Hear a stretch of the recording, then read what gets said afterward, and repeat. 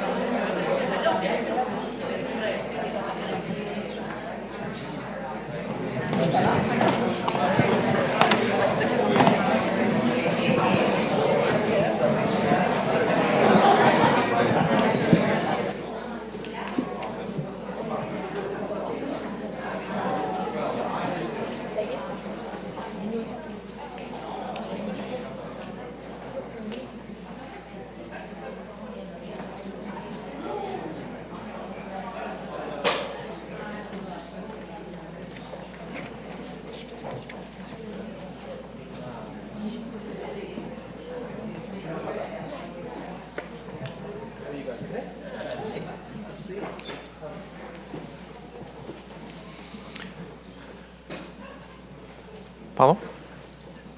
Oui, ça fonctionne. Hein? Good evening, ladies and gentlemen. Welcome to Villa Albertine. My name is Mohamed Bouabdallah, the new director of Villa Albertine and cultural counselor of France in the US. I'm pleased to welcome you tonight for the launch of our new Heritage Speaks series. Before coming to that, I would like to remind you what we have already done with our museum series. Through this program, we delved into the current challenges facing French and American museums. We invited 12 French women museum directors to exchange views with their American counterparts about the future of museums. This series was organized with the Center for Curatorial Leadership, and it allowed inspiring professionals to discuss their path to leadership and their commitment to opening cultural institutions to new voices and narratives. And so this year we decided to add another program, thanks to François Bridet, who is here, who is in charge for Villa Albertine. And so we decided to team up with the World Monuments Fund, a renowned, should I introduce it, an independent organization that has been at the forefront of heritage preservation since 1965. WMF promotes a sustainable valorization of cultural heritage at the global scale, while paying special attention to the involvement of communities and supporting local stakeholders. And it's my great pleasure and honor to welcome Bénédicte de Montlort, who is about to speak after me, who is leading this institution, and she's a dear friend to mine. And she was the cultural counselor of France some years ago, and I was also her intern at one point.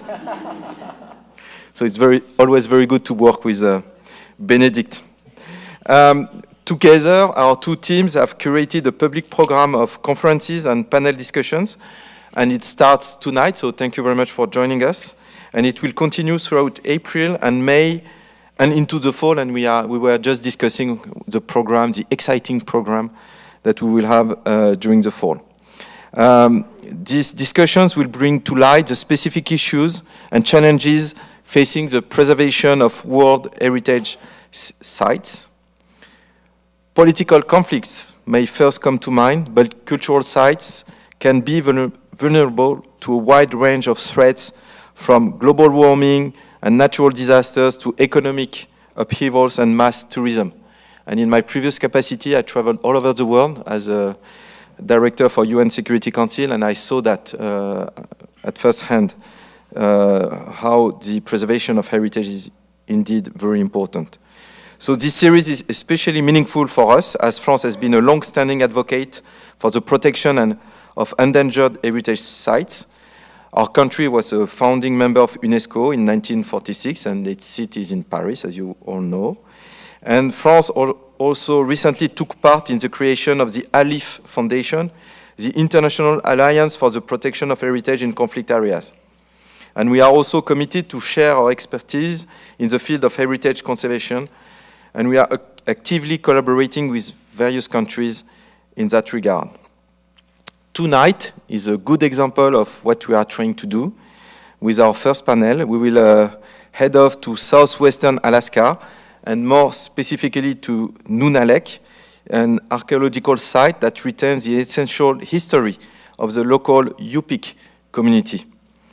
As rising sea levels and erosion threaten to wash away the traces of the ancient Yupi'k village, researchers and local actors have joined forces to conduct an extensive survey of the site and preserve its archaeological material that has been discovered. Since 2022, Villa Albertine, the French Ministry of Foreign Affairs, and the NG Foundation have supported Claire Houmard's project. She is an archaeologist and a professor at the University of Besançon. She has been working against the clock with archaeologists from the University of Aberdeen, as well as the local community. And so we are delighted to welcome her tonight, alongside Lynn Church from the Yupi'k community of Knecht. I'm sorry if I said it wrong. Almost. and WMF experts Ann Cuss and Jonathan Bell. Thank you for joining us. So they will share their field experiences with us, and they will reflect on their collective efforts to safeguard indigenous heritage. Before turning the floor over to our speakers and to Benedict, I would like to thank Villa Albertine's and WMF's teams for developing this new initiative, as well as those who have supported us or maybe will after tonight. Don't hesitate, we are here for that. I wish you all a great evening and enjoy the compelling dialogue. Please welcome Bénédicte de Montlore.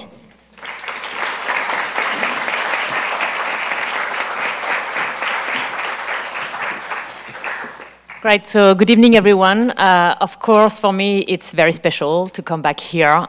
This place is very important to me. I served 4 years here as cultural counselor, but I came many times before when I was at the UN and when Mohamed was my intern. I think you're the most successful intern I've ever had. So really a pleasure also to bring my former colleagues, I see many of them in the room, with my new colleagues from WMF together, because as Mohamed has just explained, we share in many aspects the same mission. Heritage is very important to France, exchange of ideas, and of course World Monuments Fund is a leading heritage preservation organization. We are carrying projects all around the world. At the moment we have 53 projects in 35 countries, and so I travel a lot and see how much heritage matters. You know, heritage is really the things that people take for granted. It's all around us, and we all think it's here forever. But our next event will be about Notre Dame, and I think we all remember that day when we saw the flames coming out of Notre Dame, and we all felt like this is not only the heritage of France, this is the heritage of humanity, the heritage of all of us, and it's part of our history and identity that disappears. So yes, heritage speaks. So very good title chosen. Heritage speaks to our identity. Heritage speaks to our history, and we see it everywhere. I just came back from Africa. I was in Zimbabwe and Zanzibar looking at rock arts painted 18,000 years ago by our ancestors who are already expressing their identities, their views, their life. And so that's why at World Monuments Fund we are doing everything we can to preserve those anchors that tell us so much about who we are as human, what we are doing today, and where we're going. Heritage also speaks about community, so that's why I think it was important to us to have this first event about indigenous heritage and indigenous communities, because of course we all think of heritage like the big castles and cathedral, etc. But heritage takes many different shapes, and it's also very often the heritage of underrepresented people that not that many person supports or cares about, and that's why it's so important that we are supporting this site through Villa Albertine, and we are also going to talk about Bear Seals site in Utah, which is another very important place for Native American heritage here in the US, and that is supported by the Butler Conservation Fund. Heritage, you know, builds community. All of us, we have a place that matters, whether it's Central Park, whether it's the Statue of Liberty, whether it's a church, whether it's a synagogue or a mosque, where we gather with our friends and family. And that's why every day, me, all my colleagues and my teams and all our partners around the world do whatever we can to support this heritage. So I'm delighted that Villa Albertine invited us for this series of events around heritage. Heritage Speaks. Of course, thank particularly Judith Rose, who was here holding the fort, as well as François Bridet, who has worked tirelessly with Anjali Revaux, where is she, in my team, to shape this event. And it's going to be a very exciting and diverse series of lectures tonight about about indigenous heritage. The next one is very soon is going to be about Notre Dame, which is the largest heritage project of the century, and we'll have more coming. So thank you so much. I'm going to leave the floor now to Jonathan Bell, our Vice President of Programs, who is going to moderate this event. Thank you.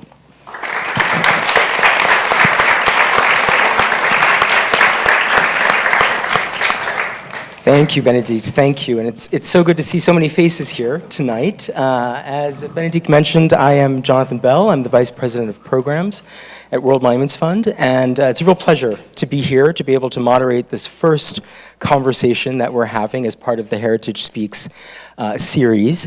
And I want you to remember something you heard said a few times already, community. We're going to be talking a lot about community, which is really what is behind heritage, right?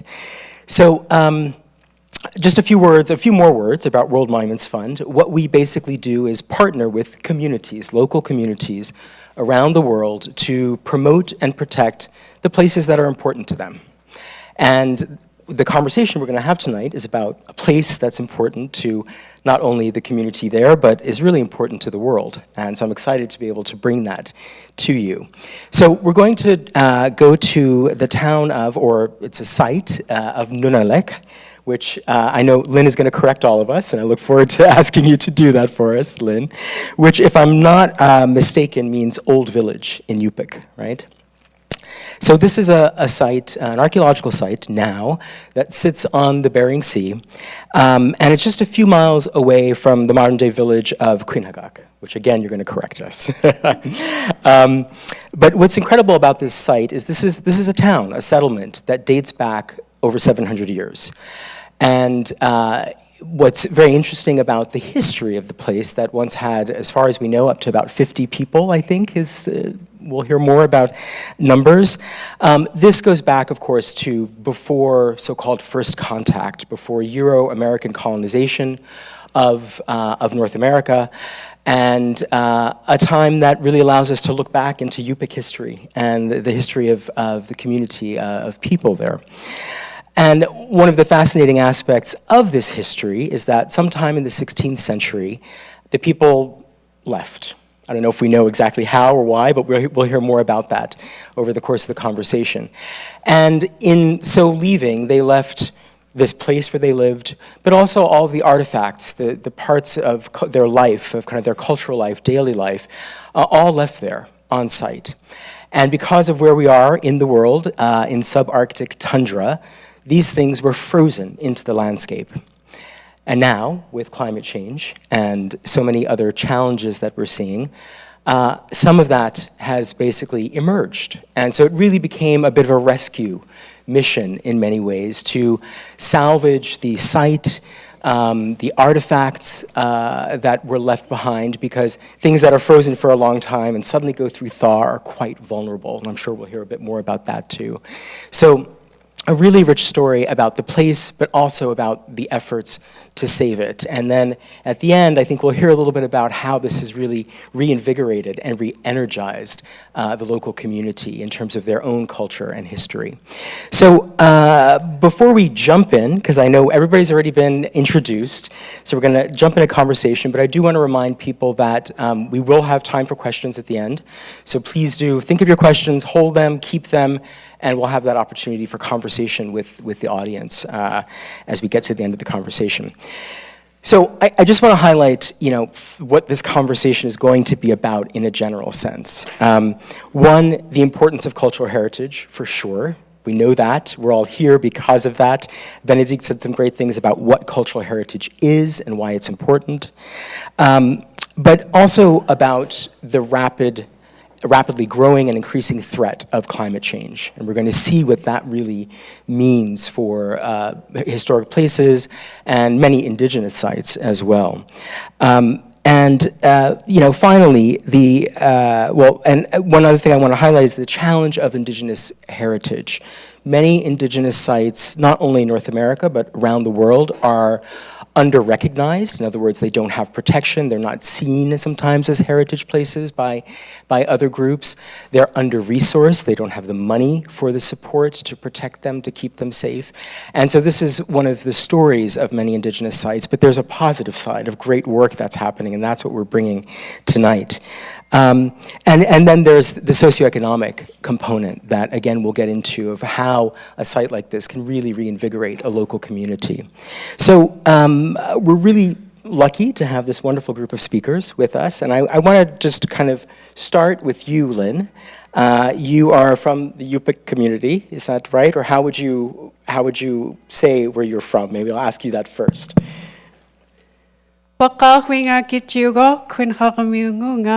Hi, my name is Lynn Church. I'm born and raised in Quinhagak. My parents are Willard and Mary Church. I grew up living in Quinhagak all my life. I still practice subsistence lifestyle. I did go to school.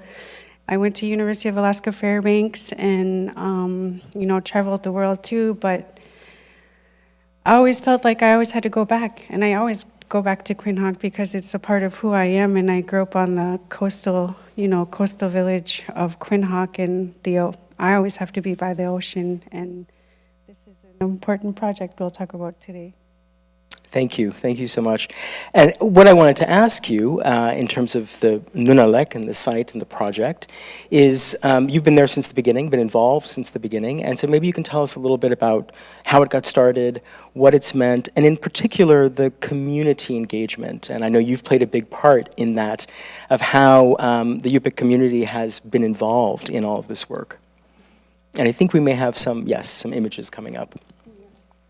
So the beginning of the Nunalleq project started in 2009. Our boss, Warren Jones, he's the CEO of Knecht and the board of directors, noticed there was a lot of changes due to climate change. There was a high level of seas and our storms kept getting bigger and bigger. And even today, our storms it used to be just the fall and spring, and it's probably like 8 times a year. And what you guys have to understand is that when we had the first contact by the missionaries, our community was heavily influenced by the missionaries, meaning a lot of our practices were silent. When I grew up, we didn't really practice a lot of the spiritual world. We didn't really practice a lot of different things because we were told it was a sin. And so for that, it was unfortunate, but we still practiced the subsistence lifestyle. If you go back, it's a community of 800 people. And if you go to the next slide, like I said, we still practice the subsistence lifestyle. We follow the subsistence calendar throughout the year. And on a nice day, you're not going to find me in the office. I will leave my phone. I will not answer emails. Like I just said, last week I was out moose hunting. I went on a 6-hour snow machine ride on a work day because it was nice and it was a good opportunity to go, and I needed meat. Like I said, the start of the project, as you can see, like I said, the storms are getting rapid. And in our culture, lachtaking is, digging artifacts was forbidden. However, when Rick came and they found an artifact on the shore, he went to the elders and said, hey, if we don't rescue these are going to be lost in sea forever. And the curiosity of the questions that the younger generation have, we're always going to keep questioning who we were. And like over the years, it started in 2009 as a small excavation site with the University of Aberdeen. However, our elders always taught us that we have to share our knowledge, meaning that we have to partner with people that want to partner with us to get new ideas and to spark new projects, not just within the excavation, but have a positive effect on how we can save our culture, how can we use current technology into saving our language, our practices, but also spark the fire in the younger generation to be proud of who they are. And I'll go more into that later. So maybe you can just say a little bit more about how how the relationship has worked in terms of with the archaeologists and the research that's happening. And it's so interesting. You mentioned that this was a practice that was forbidden traditionally, and so how has the community really been involved in that practice of the archaeology? When you're an archaeologist and you come to a community like Quinhagh, you really have to approach that community with that holistic perspective. You really have to set aside your personal views and your personal biases and really come into the community with an open mind. And you have to be respectful. And Rick came in, he had that mindset because he worked in Alaska, and he knew the cultural norms and he knew how to communicate, and communication is a big part of your project being successful. And the way he communicated and the way that he respected everyone, everyone accepted him into the community. He basically became our Ilok. Ilok is our cousin. I was going to say, and Rick Knecht, is that how we pronounce his name? Knecht? Rick Knecht is the lead archaeologist from University of Aberdeen. I don't think we mentioned his full name. And so maybe we'll turn over to Claire and talk a bit more about the archaeology, the work that's been done. You've been involved in the project for a number of years now. And I just want to say one thing before we go to you, because you talked about storms increasing, the challenges of climate change, and this ties into the archaeological work too. If I understand correctly, one of the parts of the sites that was excavated back in 2008, 2009, something like that, right, has since been completely lost to the sea. The sea has washed it away. So this is a site that is being actively impacted by climate change. So sorry, Claire, please go ahead. Yes. The project started with Rick before starting with the University of Aberdeen, and it's because he was employed there that the project was also linked to the University of Aberdeen. And they were able to build a huge project and involve everybody from the village to be able to rescue a part of this site, the part that you can see in red, between 2009 and 2010, and now you can see that this part is almost completely destroyed. And the black square is what they did between 2013 and 2018. And it was done by the University of Aberdeen. It's one of the biggest excavation that we have in the Yupi'k world. And it's amazing all what we could find in it.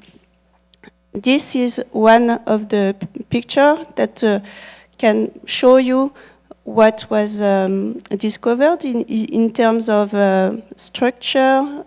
So it was some kinds of sod house that were built. They were semi-subterranean, and they were used almost all year round.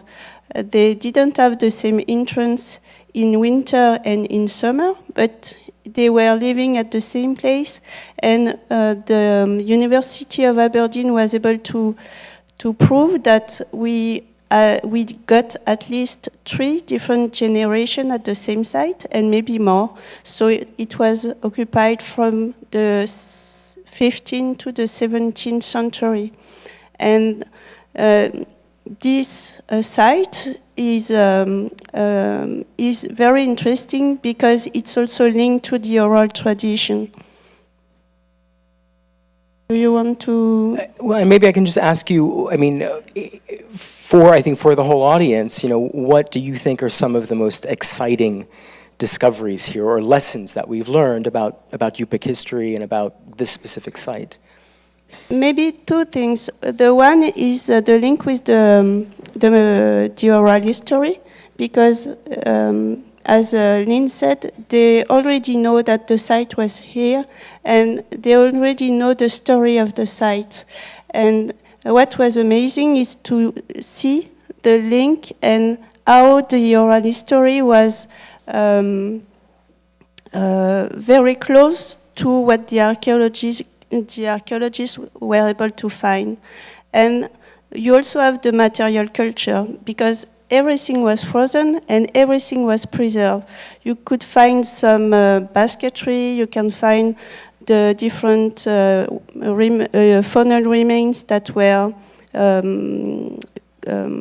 eaten, and you can find all the kind of artifact linked to the subsistence, the symbolic, and everything is in that site in terms of the way of life. And this way of life is not that far from what was known before the missionaries. And the abandonment of the site was also very well known by the culture, because it was the time of the bows and arrows warfare, and the site was attacked by the neighbors, and some people were killed and others have to go away. And one of the first layers that was found on this site was burnt, and it was like the way to demonstrate that the oral tradition is very well preserved, even during the 4 centuries that separate the present and the last occupation of the site. And what was very important also in this project is the fact that the object could stay in the village. And it was not easy, and it was some discussion that were done between the elders and the villagers, and it was a huge responsibility as well for a small village to be able to host and store in good condition a huge collection. It's the biggest collection of the Yupi'k archaeology all of the world, and it's in this small village of 800 people. And it's more than 150,000 artifacts, and maybe 500 could go in every big museum in the world and be on exhibition. So they are also proud to have this in the village and to be able to show the object to everybody, including the children. That's really amazing, and I think we have to come back to that point, because that's really incredible, and maybe we can talk about it a little bit later. I want to just bring Anne into the conversation, and I think Anne can help give us a little bit of maybe context to the broader, Indigenous Native American landscape, particularly in the US, but also in Canada.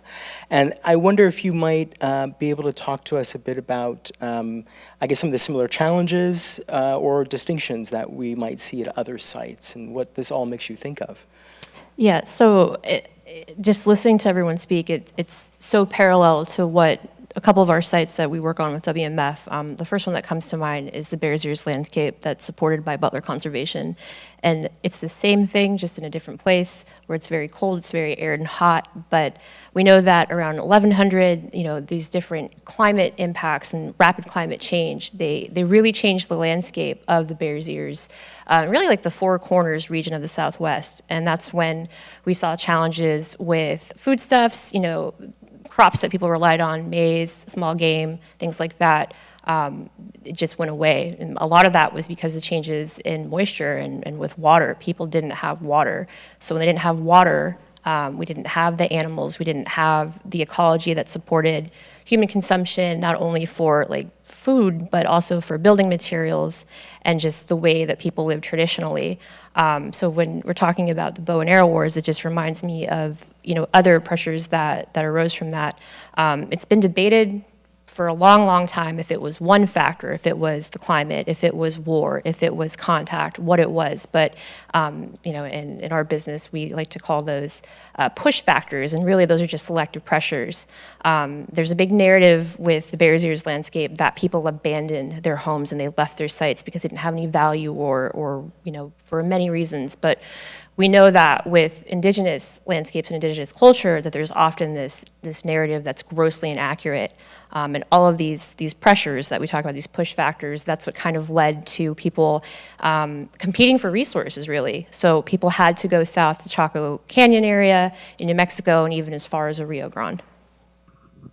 And, we mentioned a little bit earlier this idea, not idea, it's a fact, that often many indigenous sites, and particularly in the Americas, but again everywhere, are kind of under-recognized, underrepresented, and that presents a certain type of challenge. I'm just wondering if you could say anything to that and any other sites that might come to mind. Another site does come to mind.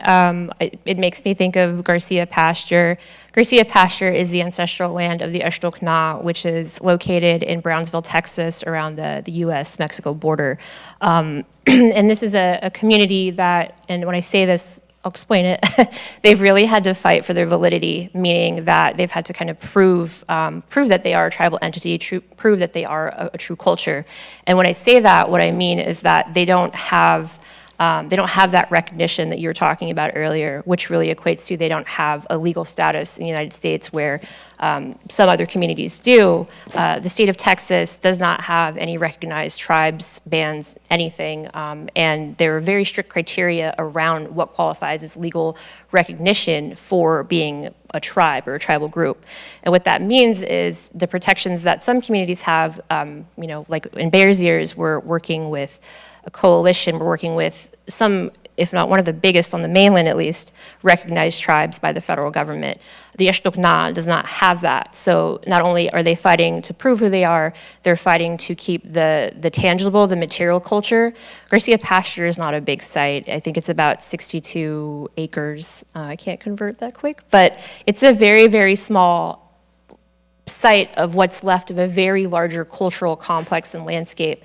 So part of why we wanted to put Garcia Pasture and work with Ixtocna and put them on the WMF watch was to highlight these challenges, but also rebalance what we know about indigenous history in North America. Garcia Pasture was selected of a handful of sites for our Magnum Foundation partnership, which is this photojournalism exercise that not only documents what is left of the site, but documents the community, so the day-to-day life, how these affects and how all of this history kind of culminates, so we get a peek into what they've been through, what they're going through, and they really have a direct role in how their culture, what's left of it, is being interpreted. There's this saying when we talk about exhibiting culture collections that there are three opinions, right? Three agents in the room.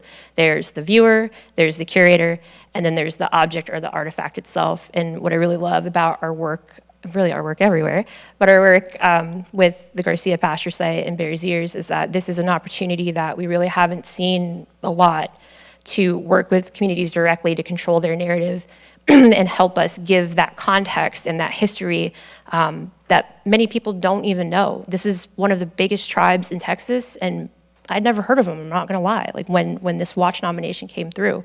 And we know that how these objects, how these items, how these traditions are presented, that's what gives it context, because without that meaning and without the oral histories to support and that lineage, they're just sites, they're just objects. Doing this together helps them heal, but it also gives us as outsiders a peek into not only the places, but the worldviews that come with them. Thank you, Anne, for that. I want to come back to Nunalleq and talk a little bit about particularly the challenges of climate change. And we already talked about parts of the site being lost while you were working there. How are you dealing with that? I mean, this is one of the questions that heritage around the world is facing, particularly in the face of climate change, but there are also other things that destroy and cause damage to heritage, and everyone is having to come to terms with the fact that loss may be inevitable. And I'm just wondering how your community has been dealing with that, seeing sea level rise and seeing the changes in the climate, and how that's impacting all of you. Just to give you a little history, Quinhaq, it means a new river. The elders always told us that we would relocate 5 times due to climate. We are on our 3rd. And in a couple of years, we're going to be on our 4th till we find our permanent settlement.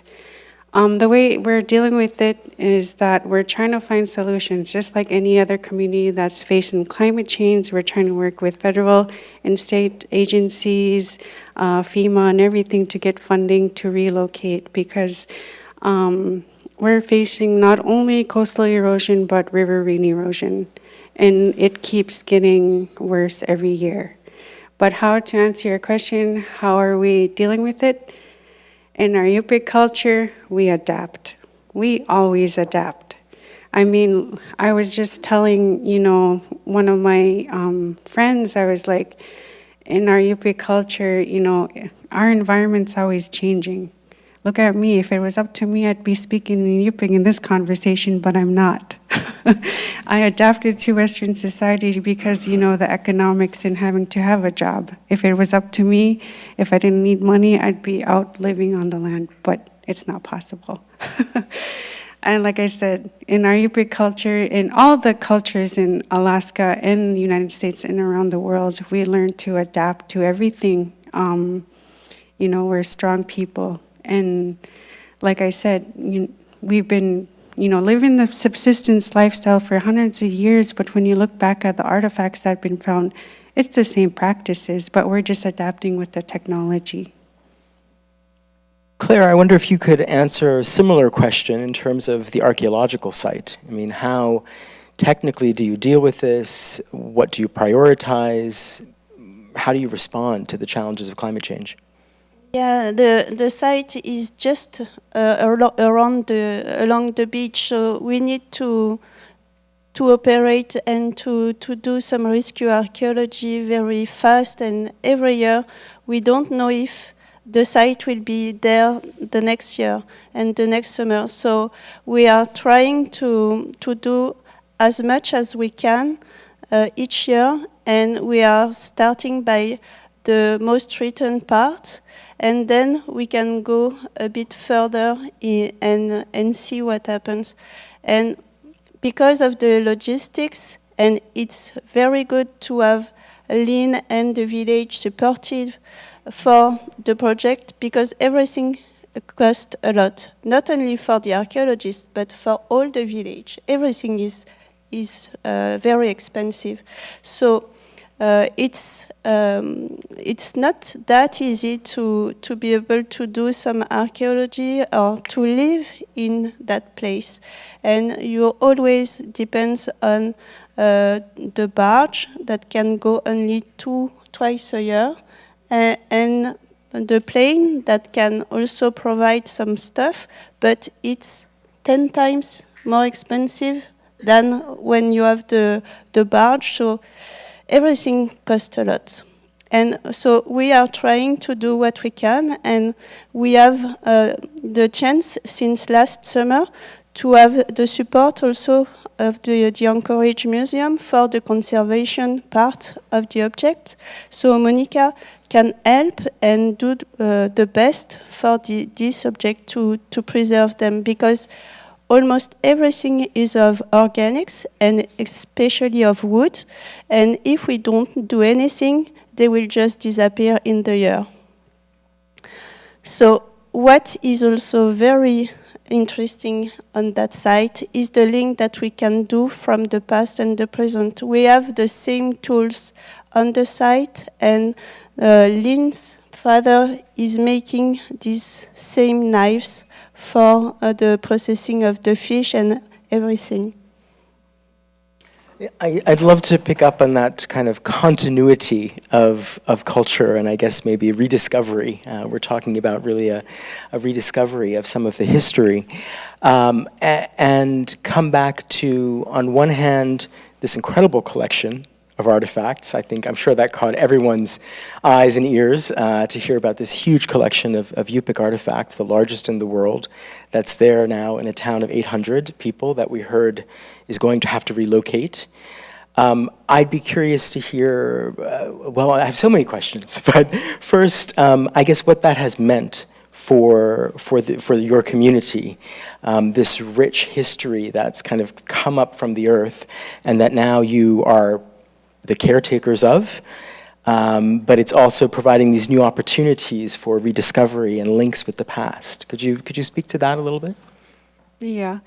When we had our first show and tell in 2009, we didn't expect the community members to show up, especially the elders.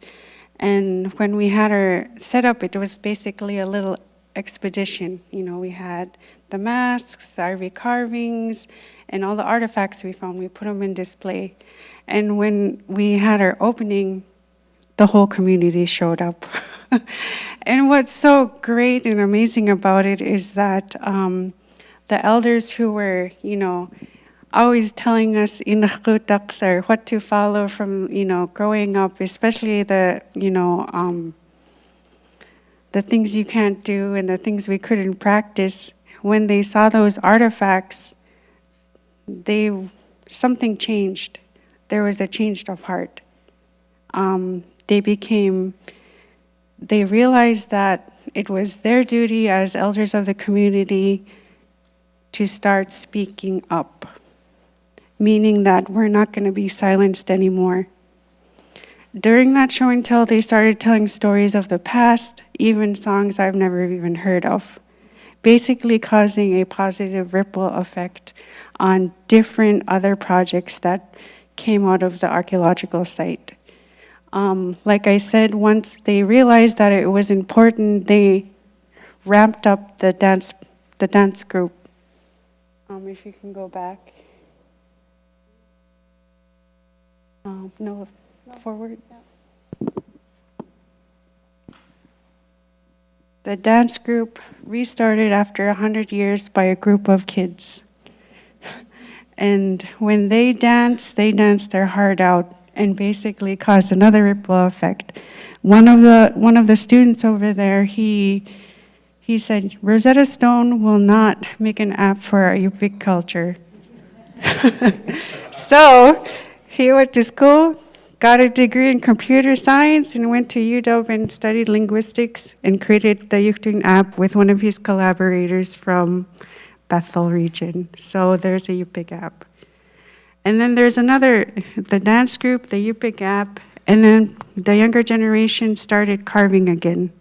They go to the museum, they look at the artifacts, and they get inspired to carve contemporary art. And then there's other people using digital technology to, you know, to make means of income, basically sharing our culture. I think there are probably a lot of questions, so I want to make sure we have enough time. I got a lot of questions, but I'll let the audience come in. But please, I'd like to turn it over to the audience. Any questions about Nunalleq, anything that we've been talking about? And we have a wonderful group here who can answer them. Do you have the, so while you're thinking of your questions and articulating them, we have a video that Lynn wanted to show. Yeah, the video is basically another, you know, the positive effect is the digital museum. We were able to work with community leaders, language barriers, and universities to create a digital museum, and you guys are going to watch that video right now. We can't have any volume?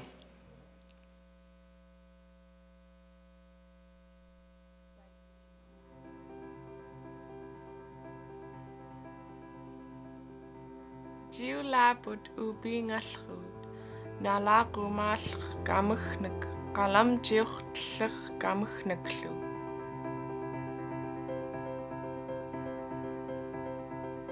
Nalun richu archaeologist Dallara Nunalleq mi. Nalun aichgi Nalaqlput, Li jung jarluden lu, Gail. Nalun rilautjit, jautjitnik.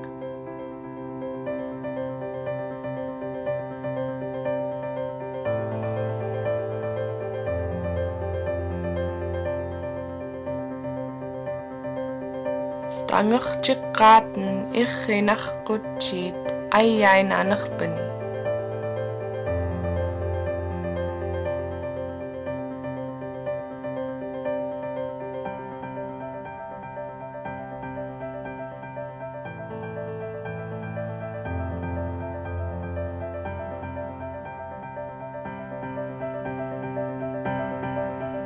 Tiuniurati Nunalqam, Qalamtit Nunakalalqatnik Tiulaput.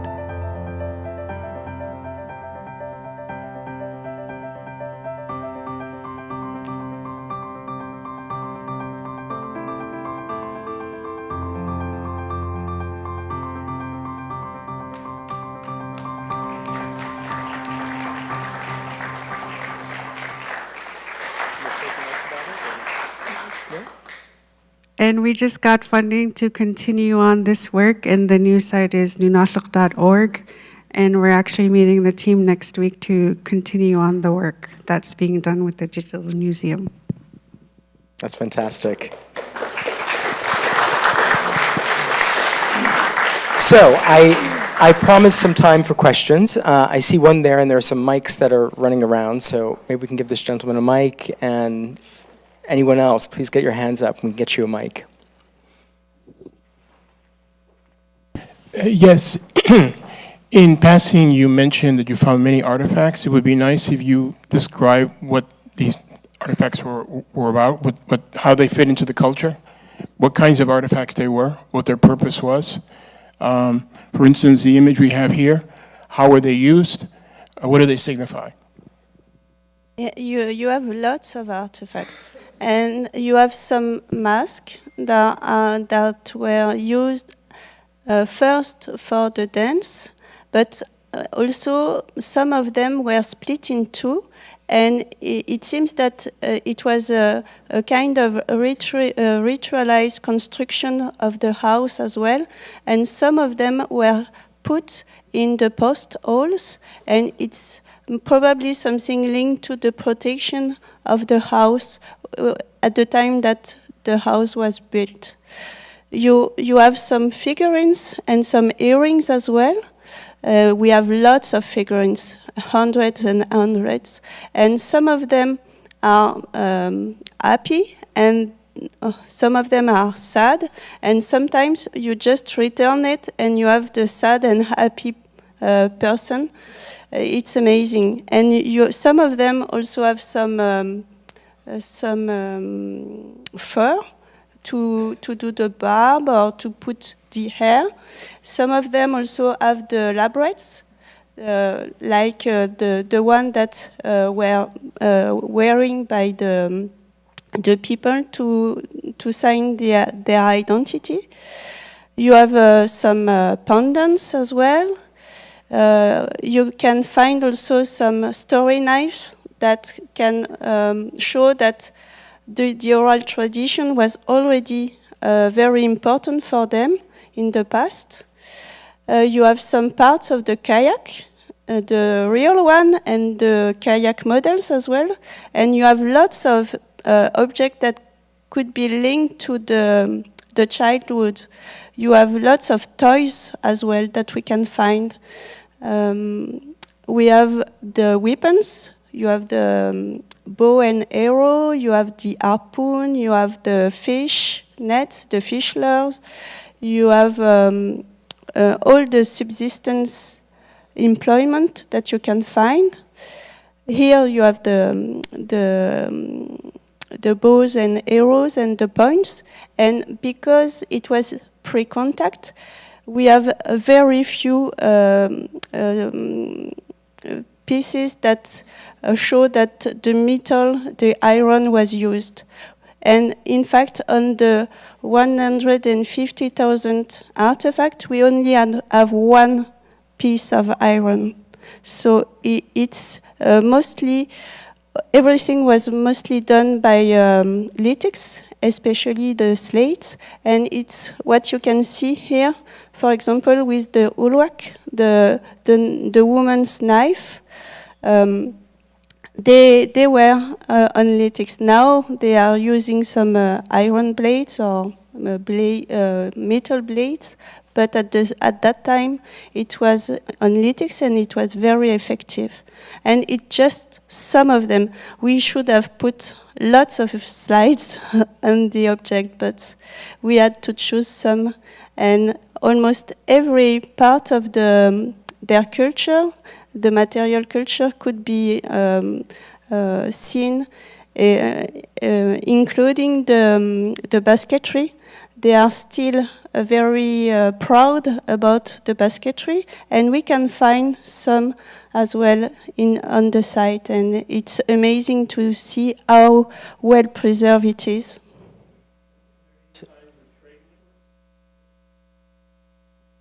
Yeah.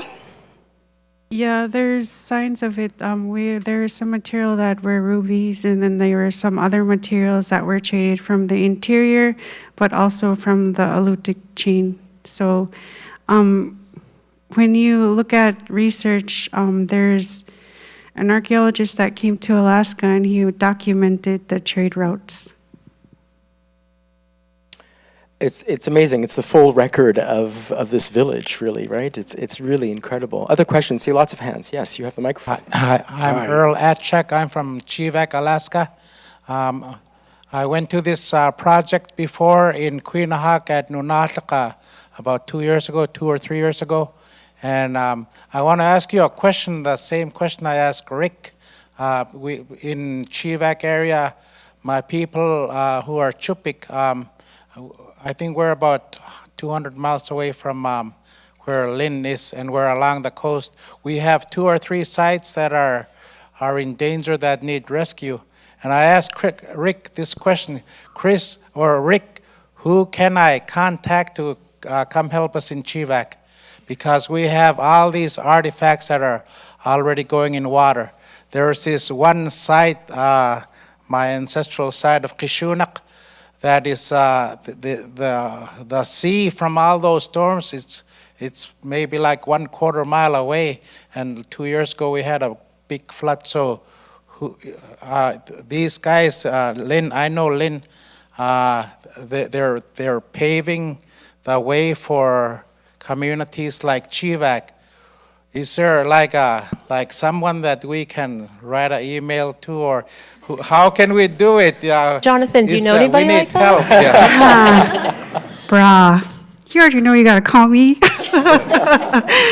No, seriously, just call me once you get approval from your corporation and who the landowners are, and you get approval from your elders. I'll gladly go to Yupi'k with a team and help you out. See, we want to do that, but... That's great. They're really leading the way, which is great. Thank you so much. That's fantastic. There were a number of other questions. I think there's a gentleman in the back. Yes. Yes, interesting presentation so far. Let me preface this by saying that if it sounds like an 8th grade question, please forgive me, but I heard it a long time ago. One hears this, that in the Yupi'k language, like many other languages, would that be called, is that under Aleut? Larger language group, but the question is, and given with climate change and global warming, there's less snow now, but is it actually true that there are scores, I even heard hundreds, I don't know if that's true, of words for snow, but no generic word for snow, or is that some myth that we heard in the lower 48 states? So every language has their own dialect, and in our language, it's Knecht. And what is it in yours, Earl? Yeah, but okay. Earl is an elder, and I trust his word. Great. Other questions? I think somebody has a mic there. Yes. Yeah. Thank you so much for the interesting conversation. I have 2 questions. The first question is related to the site. So I was wondering if all the artifacts has been found in the same site, and if yes, what is the difference between the importance that we give to the artifacts versus the sites, and the difference between artifacts and what we put in a museum and the site, which is much more, to my point of view, linked to heritage sites. So this is the first question. The second question is that through the discovery of all the artifacts, is there something that has helped to kind of write a little bit of the history or rewrite the history of the population? Thank you.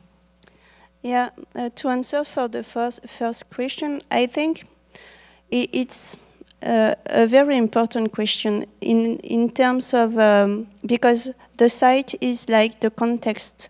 And if you remove the context of the object, you remove part of the understanding of what they could say. Because you have some culture, for example, in St. Lawrence Island, they are doing what we call the subsistence archaeology. So they are digging the site and they are picking the artifact and they are selling them just to be able to live. And it's very, I think it's very problematic for two reasons. The first is because they are selling their culture. And the other one is that without any context, we cannot say anything about the artifacts except saying that it's from that place. But we cannot date them very easily, and we cannot tell the story of the site or of the people that were living there. And it's really important to be able to do some maps and to know where the objects were located. They could be in the first place, or they could have been moved and thrown away. But it's also the story of the artifacts.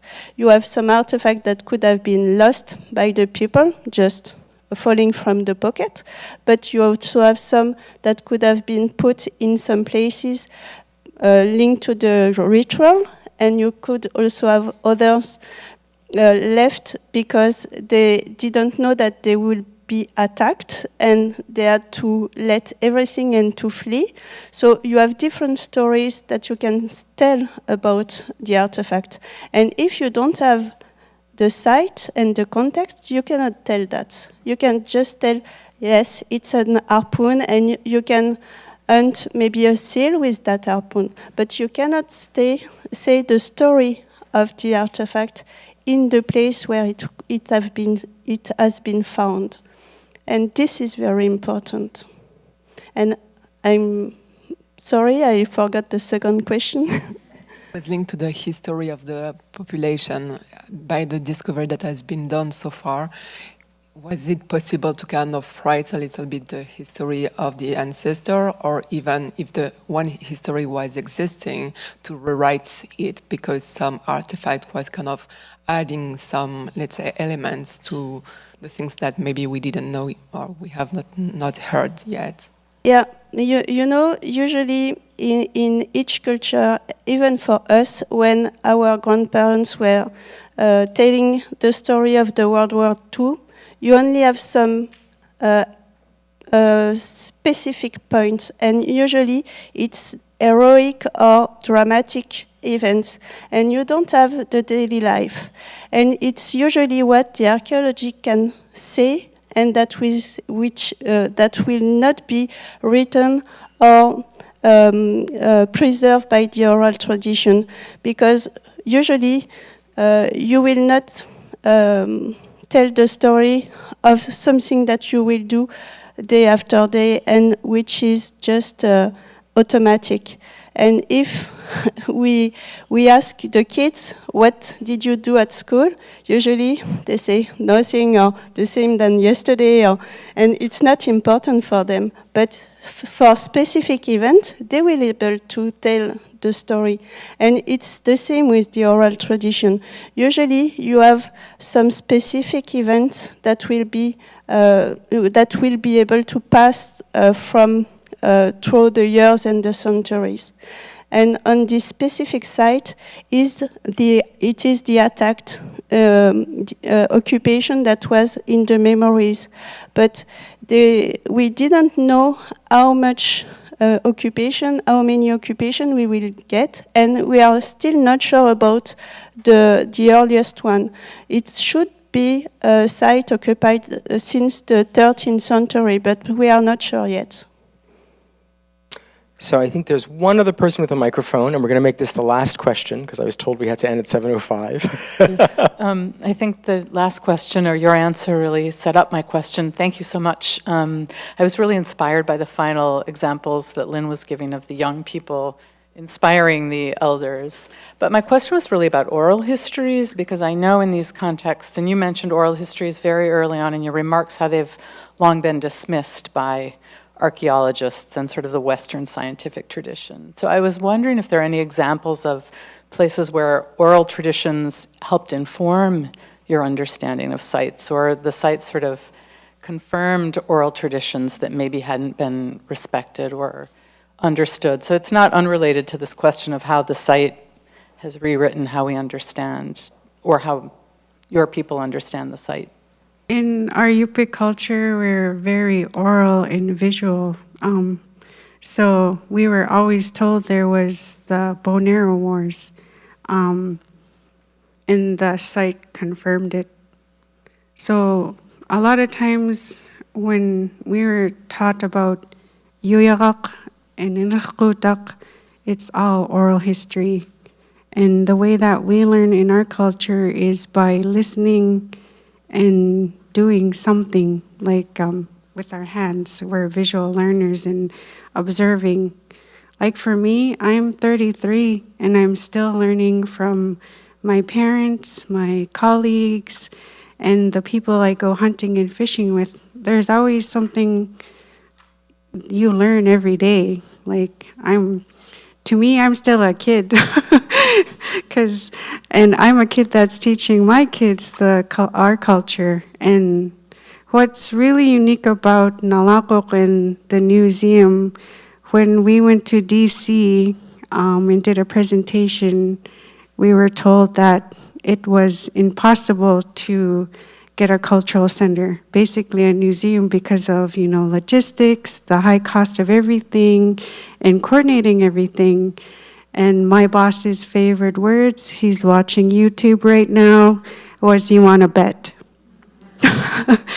And that drive and that, the importance of, we need to keep our tradition alive, we made it work. We always make it work. Like I said, the Yupi'k people in the Arctic, we're adaptable, but we're also resourceful because of the limited resources we have. We always find a solution. There's always a solution to each problem. That's real wisdom right there, I think. I've been told we can take one more question, so please.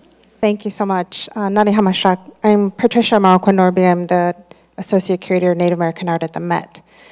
And I just want to say how moving this presentation was, because I'm on the other end of all of this, and it's good to see a project that is being done with elders and with community members, and done in a respectful and appropriate way for the community and led by the community, because when you're a curator working with Indigenous collections and you have all of these items that we refer to as ancestors, we don't refer to them as objects and not as artifacts. They are living and they're ancestors to our communities.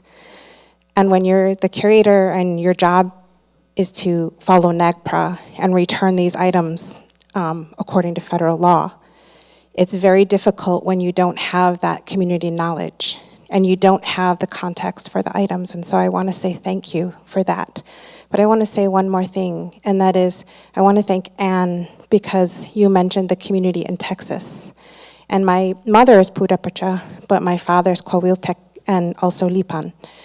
And it's so important to recognize the non-federally recognized communities, because we have 574 federally recognized nations that have that government stamp, and there are hundreds and hundreds more that don't have that and don't have that support. So I just want to thank your organization for helping those tribes that need it so much. But thank you so much for all of this. It was really, really wonderful to hear.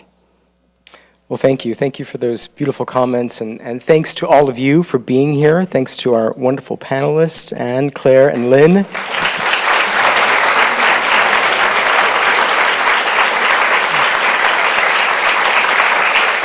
And thank you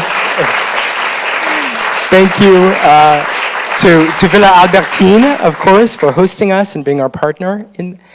So there are some images. I'm just being told that there are images coming up. This is one of World Monuments Fund's projects at Bears Ears National Monument, working with a number of the tribes there, as well as the federal entities that manage the site. An incredibly rich cultural landscape.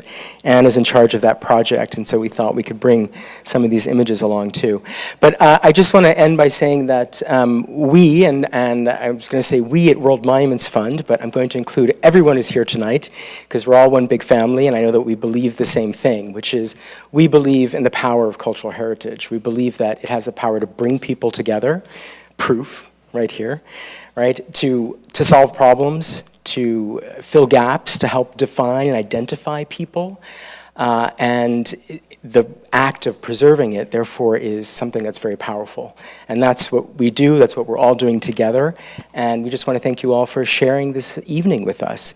And we are going to have some drinks outside, and so we'll all be milling about, so I'm sure you have more questions. Please do approach the panelists. And I just have to say, our next event, our next Heritage Speaks event, excuse me, is on April 18th, and it's focusing on the rehabilitation of Notre-Dame de Paris. So please join us. Thank you all.